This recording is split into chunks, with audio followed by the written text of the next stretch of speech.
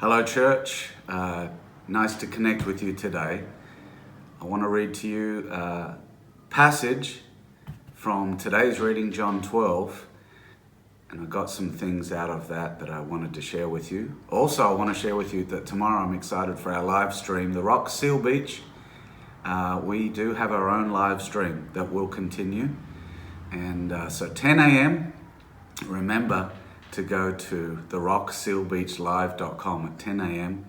and we're going to have a great message that you will really get a lot out of, that'll put some of what we're going through into fresher perspective for you.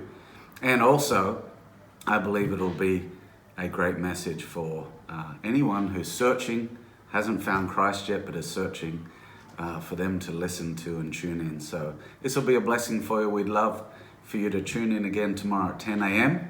So this is your reminder, but of course, as we've declared previously, and I want to make it even clearer, that our rock groups is not something that we are promoting right now.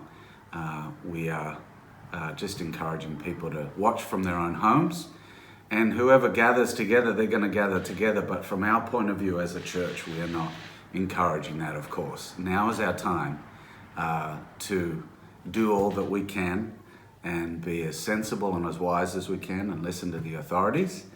But let me read this passage to you, because this really is powerful, what we're reading right now. Hopefully you got extra time on your hands. We should be doing it always, getting our daily bread, but hopefully you're in the Word each day right now. I know I'm digging deeper and reading the Word, and then I'm needing to come back to it and then come back to it, and I'm seeking more and more comfort from the Lord than I think I ever have, and that's a good thing, and I'm sure you're doing the same. But let me read this from our daily reading, John 12, and it says, "Then 6 days before the Passover, Jesus came to Bethany, where Lazarus was, who had been dead, whom he raised from the dead." Excuse me. "There they made him a supper, and Martha served, but Lazarus was one of those who sat at the table with him. Then Mary took a pound of very costly oil of spikenard, anointed the feet of Jesus, and wiped his feet with her hair. And the house was filled with the fragrance of the oil." The house was filled with the fragrance of her sacrifice.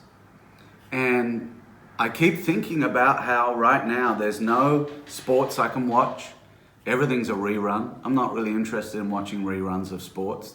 They've occurred a while ago. There's many distractions, and good distractions we've had the luxury of for a long time. And bit by bit, even as I've discussed before, we're being narrowed in on. And it's forcing people to read the Word and come to the Word, because they're saying, and look, we know under good circumstances, we're not to have the Lord as a last resort. In fact, quite the opposite. But the Lord will have us come to Him through inspiration or through desperation. And our encouragement, of course, is always come to the Lord. Be inspired to come to the Lord. He's been so good.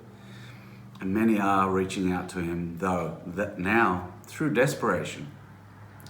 But ultimately, that is a good thing. The Lord is calling people to Himself right now and trimming off so many things. And this situation is trimming off so many things, so many distractions, so that ultimately, eventually, I'm realizing the only thing that I have is the Lord.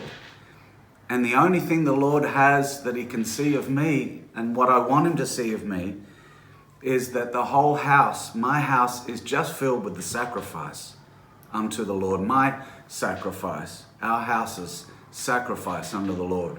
And the house was filled with the fragrance of the oil.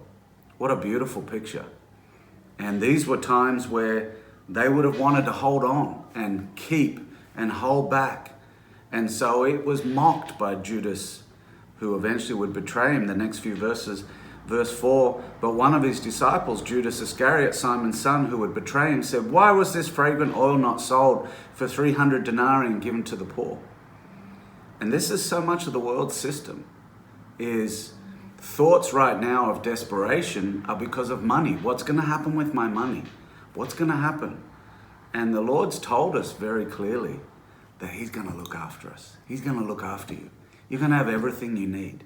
He's promised that. If you're mine, I'm paraphrasing the whole Bible. If you're mine, you have everything that you need.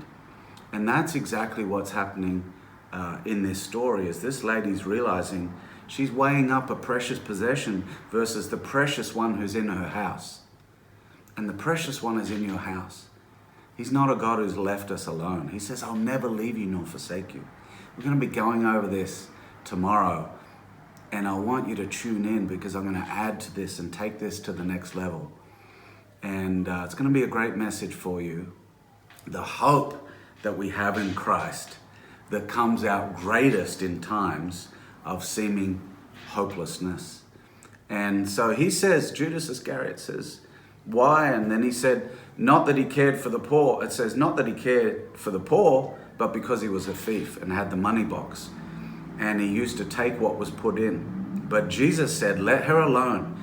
She has kept this for the day of my burial.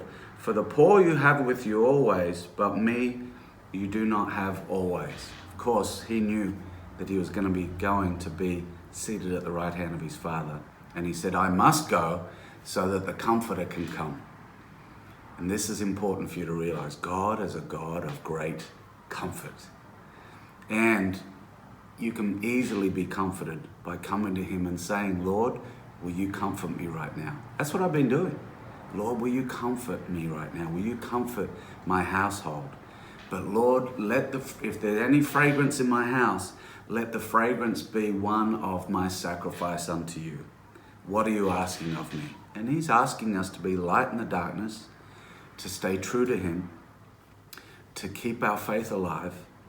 And you can fuel your faith by being in the Word and being in touch with him. My heart goes out to you. We long to be with you. We miss you.